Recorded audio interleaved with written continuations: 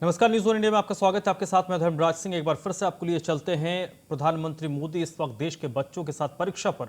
आप चाहते हैं वैसे ही जिंदगी आपके बच्चे भी जिए और थोड़ा सा भी उनमें बदलाव आता है तो आपको लगता है कि पतन हो रहा है, वैल्यूज का ह्रास हो रहा है।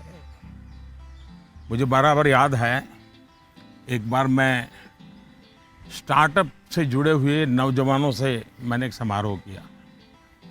तो बंगाल की एक बेटी जिसने स्टार्टअप शुरू किया है अपनी पूरी कैरियर छोड़ करके, तो उसने अपना अनुभव बताया, वो मुझे हमेशा याद रहता है। उस बेटी ने कहा कि मैंने अपनी नौकरी छोड़ दी, कैरियर छोड़ दी और स्टार्टअप शुरू किया, और मेरी माँ को जब पता चला तो मेरी माँ ने तुरंत कहा सर्वनाश।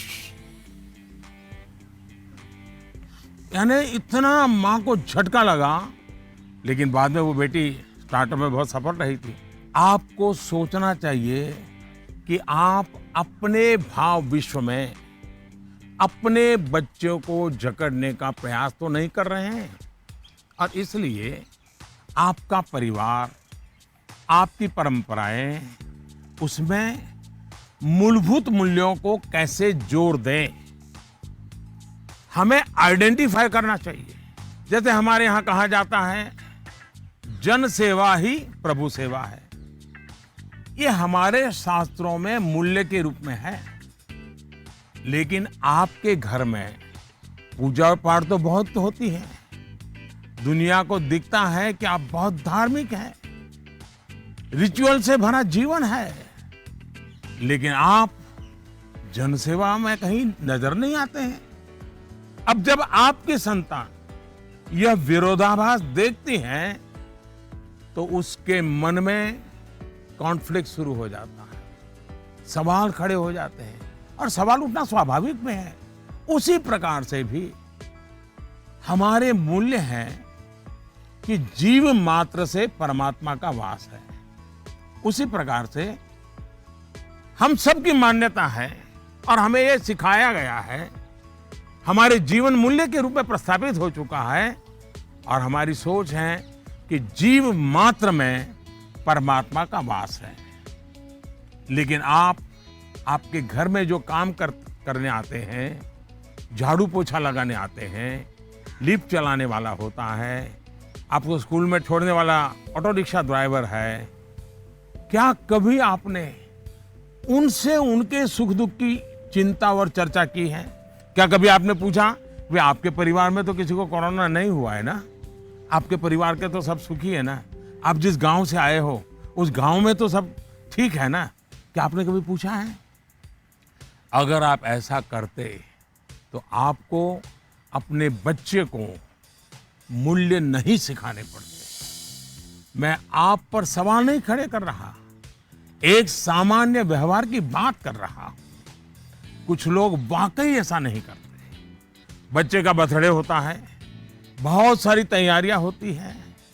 कितने लोग अपने घर में काम करने वालों से कहते हैं कि जो भी काम करना है 5 बजे तक पूरा कर दो, 6 बजे जब मेहमान आना शुरू हो जाएंगे तब तुम भी हमारे परिवार के मेहमान के रूप में कपड़े पहन करके, अच्छे कपड़े पहन करके परिवार के सबको लेकर के आ जाना। आप देखिए, आप उनसे क्या कहते हैं? आज घर में बहुत से मेहमान जाने वाले हैं, देर तक रुकना पड़ेगा। आप ऐसा कहने के बजाय क्या कहते हैं? देखो, कल बहुत मेहमान आने वाले हैं, बहुत काम है, तुम घर बता के आ जाना, देर से आऊंगा, देर से आऊंगी। यानी आपका बच्चा देख रहा है कि इतना बड़ा उत्सव है घर में, लेकिन वो जो मेरे लिए मेहनत करते हैं दिन रात, वो तो इसमें हिस्सेदार ही नहीं है। और तभी उस बच्चे के मन में टकराव शुरू होता है। मैं आपको एक और उदाहरण देता हूं। हम कहते हैं बेटा बेटी एक समान, ये मूल्य है हमारे यहां देव रूप की जो कल्पना की गई है, उसमें स्त्री भगवान का उतना ही महत्व है। लेकिन हमारे घर के वातावरण में बेटे और बेटी के बीच जाने अनजाने में जो ट्रीटमेंट किया जाता है उसमें असमानता होती है। उसके बाद जब वही बेटा समाज जीवन में जाता है तो उसके द्वारा नारी समानता में कुछ न कुछ कमी की संभावना बन ही जाती है। ये सही है कि परिवार के संस्कार अच्छे होते हैं तो बुराइयां हावी नहीं होती हैं, लेकिन 19-20 का ही फर्क होता है। बेटे के व्यवहार में कुछ न कुछ कमी रह जाती है। इसलिए हमने जो अपना भाव विश्व बनाया हुआ है वो जब व्यवहार की कसौटी पर खरा नहीं उतरता है तब बच्चों के मन में अंतर्द्वंद शुरू हो जाता है। इसलिए मूल्यों को कभी भी थोपने का प्रयास न करें, मूल्यों को जीकर प्रेरित करने का प्रयास करें। आखिरकार बच्चे बड़े स्मार्ट होते हैं। जो आप कहेंगे उसे वो करेंगे या नहीं करेंगे ये कहना मुश्किल है, लेकिन इस बात की पूरी संभावना होती है कि जो आप कर रहे हैं वो उसे बहुत बारीकी से देखता है और दोहराने के लिए लालायित हो जाता है। और जब आप इन मूल्यों के साथ हमारे इतिहास, हमारे पुराण, हमारे पुरखों की छोटी छोटी बातों को सहजता से जोड़ेंगे तो बच्चे भी प्रेरित होंगे। आचार व्यवहार में उतरना आसान हो जाएगा।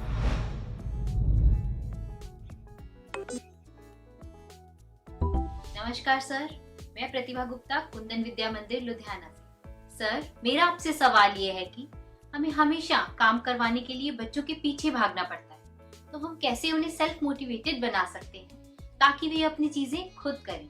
धन्यवाद।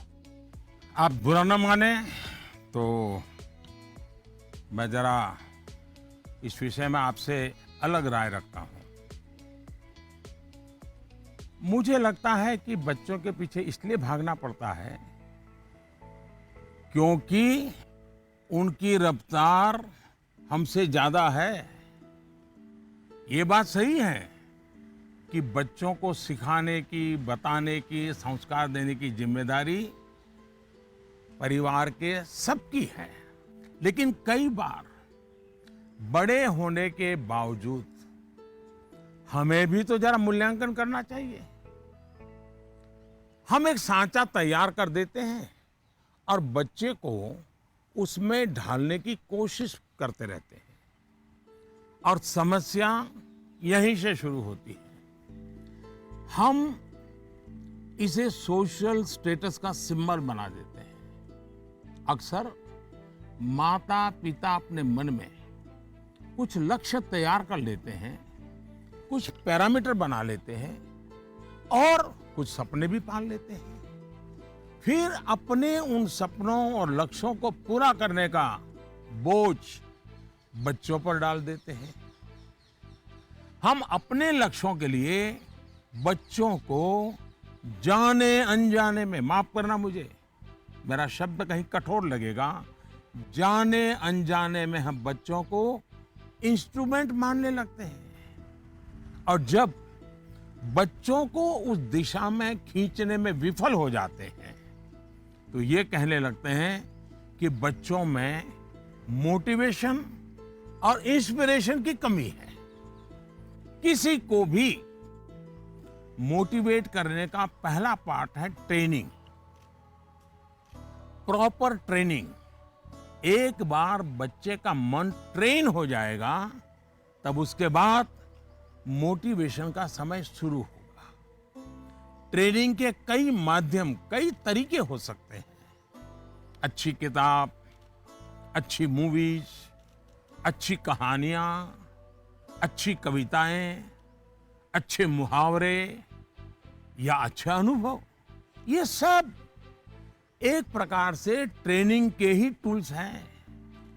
जैसे कि आप चाहते हैं आपका बच्चा सुबह उठ करके पढ़े, आप उसे कहते हैं, बोलते भी हैं, डांटते भी हैं, लेकिन आपको सफलता नहीं मिलती। लेकिन क्या आपके घर में कभी ऐसी किताबों की चर्चा होती है जिसमें इनडायरेक्टली सुबह उठने के फायदों की चर्चा हो? हमारे यहाँ आध्यात्मिक जीवन के लोग ब्रह्म मुहूर्त से ही उनका दिवस प्रारंभ हो जाता है और वो उसी के नॉर्म्स का पालन करते हैं। तो दूसरी ओर आजकल 5 AM क्लब की भी चर्चा होती है। क्या आपने ऐसी किसी किताब की घर में चर्चा की है या कोई ऐसी मूवी या डॉक्यूमेंट्री देखी है जिसमें इस बारे में वैज्ञानिक तरीके से, तर्कबद्ध तरीके से, इमोशंस के साथ बातें बताई गई हो? ये एक बार करके देखिए। सुबह उठने के लिए बच्चे की ट्रेनिंग खुद ही हो जाएगी। एक बार मन ट्रेन हो गया, मन में बच्चा समझ गया कि सुबह उठने का क्या फायदा है, तो फिर वो खुद मोटिवेट होने लगेगा। यही तो एनवायरनमेंट क्रिएशन होता है जिसकी घर में सबसे ज्यादा जरूरत है। आप बच्चे के बचपन का वो समय याद करिए जब आप उसको गोद में लेते थे। मान लीजिए आपकी जेब में पेन है या आपने चश्मा पहना है, बच्चा उसे खींचता है, चश्मा उतारता है, तो आप क्या करते हैं? आप बच्चे को अगर चश्मा वापस लेने की कोशिश करते हैं तो वो रोता है, पेन वापस लेने की कोशिश करते हैं तो रोता है। तो समझदार माँ बाप क्या करते हैं? उसको एक बड़ा बॉल उसके सामने खड़ा कर देते हैं, लेकर के खड़े हो जाते हैं। बच्चा क्या करता है? चश्मे छोड़ देता है, पेन छोड़ता है, बड़ा बॉल खेलने के लिए ले लेता है, न रोता है। आसानी से आप सॉल्यूशन निकाल देते हैं। आप उसका माइंड डाइवर्ट करके उसे ज्यादा पसंद की दूसरी पॉजिटिविटी देकर उसे मोटिवेट करते थे। ये जो काम आपने पहले किया है जब बच्चा बिल्कुल छोटा था, वही काम आप अब भी कर सकते हैं। आपने सुना होगा, एक दीप से झले दूसरा। आपका बच्चा पर प्रकाशित नहीं होना चाहिए। आपका बच्चा स्वयं प्रकाशित होना चाहिए। बच्चों के अंदर जो प्रकाश आप देखना चाहते हैं, वो प्रकाश उनके भीतर से प्रकाशमान होना चाहिए और वो आपके जागरूक सक्रिय प्रयासों से संभव है। आप अपने एक्शंस में जो बदलाव दिखाएंगे वो बच्चे बहुत बारीकी से ऑब्जर्व करेंगे। यहां एक और बात की ओर मैं आपका ध्यान दिलाऊंगा। बच्चों को कभी भी भय पैदा करके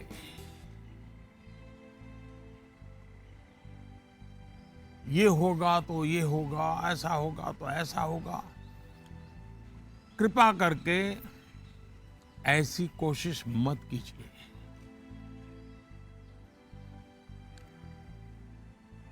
एक प्रकार से वो तरीका लगता तो बहुत आसान है, लेकिन इससे एक तरह से नेगेटिव मोटिवेशन की संभावनाएं बढ़ जाती है। जैसे ही आपने जो हवा खड़ा किया है वो खत्म हो जाता है, बच्चे का मोटिवेशन भी खत्म हो जाता है।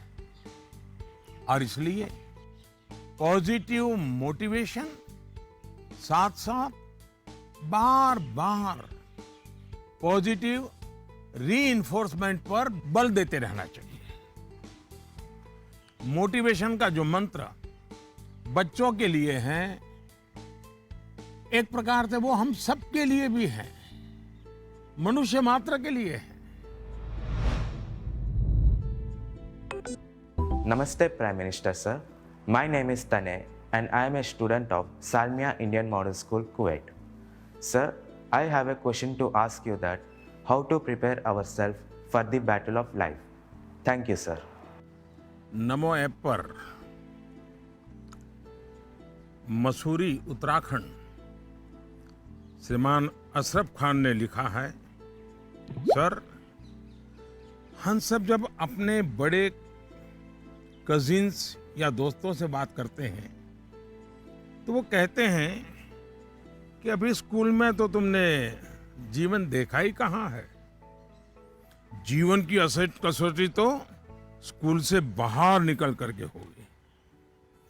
मेरा सवाल यह है कि आज हम अपने आप को कल की चुनौतियों के लिए कैसे तैयार करें।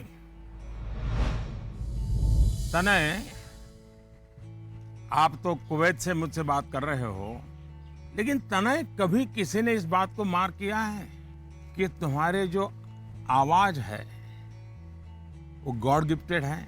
क्या कभी तुम्हारे माँ बाप ने, कभी आपके दोस्तों ने, कभी आपके टीचर्स ने कभी कहा है कि आपका ध्यान गया है? आज आपका सवाल सुनने के बाद, खैर रिकॉर्डेड है, लेकिन मैं पक्का मानता हूं कि आपको एक बहुत ही विशेष प्रकार की आवाज परमात्मा ने दी है। कभी उस पर ध्यान दीजिए, ये आपकी बहुत बड़ी विरासत बन सकती है। खैर, मैं तनय की बातों की ओर चला गया, लेकिन जो सवाल आपने पूछे हैं, पहली बात तो ये कि जो लोग आपको ये कहते हैं उनके कहने का तरीका भले ऐसा होता है कि वो आपको सलाह दे रहे हैं, लेकिन मन के भीतर की सच्चाई को देखें तो वो अपने आप को हीरो बनाने की कोशिश कर रहा होता है, या फिर वो अपनी असफलताओं को इसलिए बड़ा बनाकर दिखाता है ताकि उसे एक एस्केप रूट मिल सके, और इसलिए वो दिखाता है कि उसके सामने बहुत बड़ी बड़ी चुनौतियां हैं। इस विषय में मेरा सीधा सीधा मंत्र है, एक कान से सुनिए और दूसरे कान से निकाल दीजिए। हाँ, ये सवाल बहुत स्वाभाविक है कि 10वीं या 12वीं के बाद क्या? ये हर बच्चे के मन में होता है, और न मैं इससे इनकार कर सकता हूं और न कोई और उससे इनकार कर सकता है। बहुतों के लिए ये सवाल चिंता और निराशा फैलाने वाला हो सकता है। दुर्भाग्य से आज के चकाचौंध भरे युग में सेलिब्रिटी के कल्चर के कारण और उसका प्रभाव होने के कारण स्टूडेंट लाइफ में एक धारणा बन गई है कि जो टीवी पर आता है, जिसकी अखबारों में चर्चा होती है, वैसा कुछ बनना है, वैसा कुछ करना है। ये बुरी बात नहीं है, लेकिन जीवन की सच्चाई से ये बहुत दूर है। ये जो प्रचार माध्यमों में 1000-2000 लोग हमारे सामने आते हैं, दुनिया इतनी छोटी नहीं है। इतनी बड़ी विश्व व्यवस्था, इतना लंबा मानव इतिहास, इतनी तेजी से हो रहे परिवर्तन बहुत सारे अवसर लेकर के आते हैं। जीवन की सच्चाई ये है कि जितने लोग हैं उतनी विभिन्नताएं हैं, जितने लोग हैं उतने अवसर भी है। हमें अपनी जिज्ञासा का दायरा बहुत बड़ा करने की आवश्यकता है, उसको विस्तार देने की आवश्यकता है, और इसलिए आवश्यक है कि 10वीं क्लास में, 12वीं क्लास में भी आप अपने आसपास के जीवन को ऑब्जर्व करना सीखिए। आपके आसपास इतने सारे प्रोफेशन है, नेचर ऑफ जॉब्स है, और बदलते हुए नेचर ऑफ जॉब्स हैं। खुद को ट्रेन करिए, अपनी स्किल बढ़ाइए और उसका लाभ उठाइए। करियर के चुनाव में एक पक्ष ये भी है कि बहुत से लोग जीवन में इजी रूट की तलाश में रहते हैं। बहुत जल्दी वाहवाही मिल जाए, आर्थिक रूप से बड़ा स्टेटस बन जाए, ये इच्छा ही जीवन में कभी कभी, हर बार नहीं लेकिन कभी कभी अंधकार की शुरुआत भी करने का कारण बन जाती है। फिर ये अवस्था ऐसी होती है जिसमें सपने पालना और देखना जरा अच्छा लगता है, सपनों में खोए रहना अच्छा लगता है। सपने देखना अच्छी बात है, लेकिन सपने को लेकर के बैठे रहना और सपनों के लिए सोते रहना, ये तो सही नहीं है। सपनों से आगे बढ़कर अपने सपनों को पाने का संकल्प, ये बहुत महत्वपूर्ण है। आपको सोचना चाहिए कि आपका वो कौन सा एक सपना है जिसे आप अपने जीवन का संकल्प बनाना चाहेंगे। जैसे ही आप ये संकल्प ले लेंगे, आपको आगे का रास्ता भी उतना ही साफ दिखाई देने लगेगा। माननीय प्रधानमंत्री जी, प्रणाम। माफ करिएगा, मेरा सवाल परीक्षा पे आधारित नहीं है, पर कृपया करके आप इस पे हंसिएगा नहीं। आजकल के बच्चे प्रॉपर खाना नहीं खाना चाहते, सारा टाइम चिप्स, चॉकलेट और जंक पे उनका ध्यान रहता है। आप कृपया करके हमें ये बताइए कि हमें इसके बारे में क्या करना चाहिए।